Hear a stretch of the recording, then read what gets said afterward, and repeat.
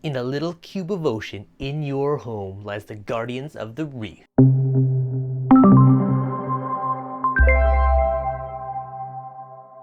Hey Reef Dudes, Devin from ReefDudes, and today we're going to be talking about the guardians of your reef tank. And yes, that was Baby Groot on my shoulder. And if you want to win one for yourself, stay tuned to the end to find out how. Now, with most things, it's much easier to prevent it than it is to deal with it. So, how do we prevent it? Well, two simple things. For starters, algae requires two things. The first is nutrients and the second is light. For nutrients, that breaks down to phosphates and nitrates. And how you get those in your tank? Mainly from what you feed and what you add to the system. Now, when you put it in, as long as you're exporting the same level of nutrients, everything's good. However, a lot of times it doesn't always happen. Now, the main ways of exporting nutrients is water changes, skimmers, or a refugium. So if you got Chaeto algae sucking it up, check out that video over here. If you're adding more nutrients than you're taking out, you're gonna have a surplus and it's gonna feed the algae. The other thing that can help algae grow or promote it is for T5 lighting. If your bulbs are really old and they're starting to fade and change spectrums, or if your light is too intense, that could also feed algae growth. So first of all, figure out the source of the problem, because all this other stuff is really just potentially masking the problem. Now, you already have algae, what do you do about it? So first of all, one of the easiest things to do is manually remove as much as possible, and then hopefully rely on some cleanup crew or reef guardians to help out and keep your tank looking good. Now, the first one I want to talk about is bubble algae. Bubble algae looks like little green marbles, and it'll essentially grow. They'll anchor themselves on a rock or onto each other, and it'll slowly grow in your tank. Now, you got to be careful not to pop them, because if you do, it could release spores all over your tank, and could just add more and more bubble algae. So if you are manually removing it, it's always good to turn off all of your flow and suck it out while you're doing a water change.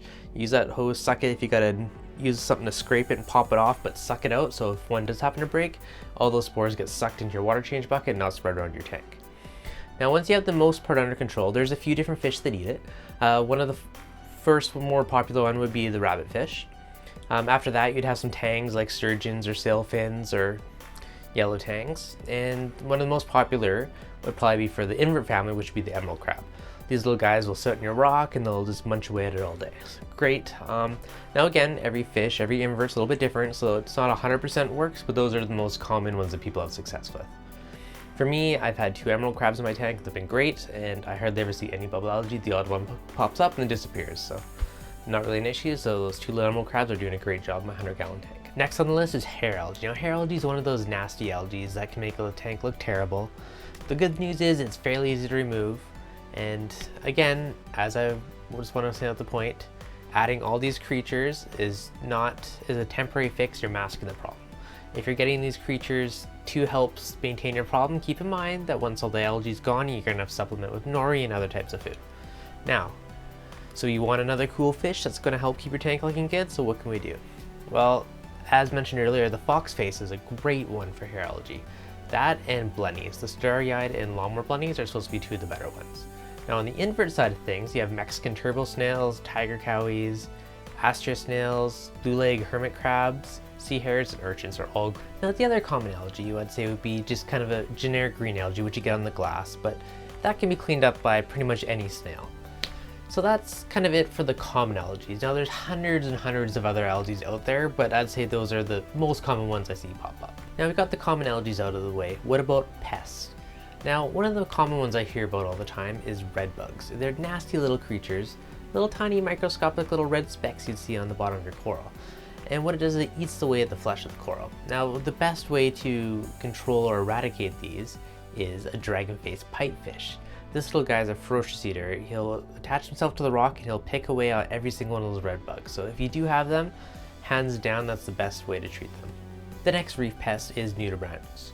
And these little guys will actually eat the coral and they'll take on that coral's color. So you can have one eating an orange zoa, and next thing you know, his little fins, everything will be orange, and he'll blend right in. You'll think he's just another polyp. Luckily, there's butterfly fish and certain wrasses that will eat these. Another quote-unquote pest, which is technically an anemone, is called aptasia, or glass anemones. What they are is they're little tiny clear anemones, which can spread in your tank, but they are a pain because they'll sting corals around it. And the corals, you'll see certain corals won't open up anymore, or they'll be retracted, and it could be because an aptasia is stinging them. Now, the best way to kill aptasia is with peppermint shrimp. These little guys will run around the tank and they'll eat them during the night, and providing your tank is overrun with them, they can do a pretty good job of keeping them under control and making sure they're not popping up around your tank. Alright guys, that's just a look at some of the common algae and common pests. I know there's hundreds of other algae, there's tons of other pests out there in this hobby. So this is where the fun part comes in. I'm looking to you guys to know what have you found and be an excellent fish, shrimp, crab, anything to do to help be one of your reef tank guardians. What have you found that helps control blank in your tank? Now, we're gonna have some fun with this, and I'm gonna do a contest. I'm starting to 3D print and make some more of these little baby Groots in spirit of the Guardians of the Reef Tank. And it's gonna be a bit of a contest. Actually, 3 things to enter. First of all, you have to be a subscriber to the channel, obviously. Second of all, let me know in the comments below of what you think is a Reef Tank Guardian. Let me know your experiences or give everyone else a tip on what's helped your tank. And third of all, just so it's easy to track it, join the Facebook group ReefDudes, which link will be below, and let me know your YouTube name and let me know what your comment is. This way it'll be an easy way to message the winner. So what I'm going to do at the end of the month is I'm going to pick 3 names and I'm going to mail out 3 little baby Groots for Reef Tank Guardians. So good luck everybody, and hopefully everyone learns a lot from doing this. If you like this video, hit that like button, and if you're not subscribed, subscribe and enter away.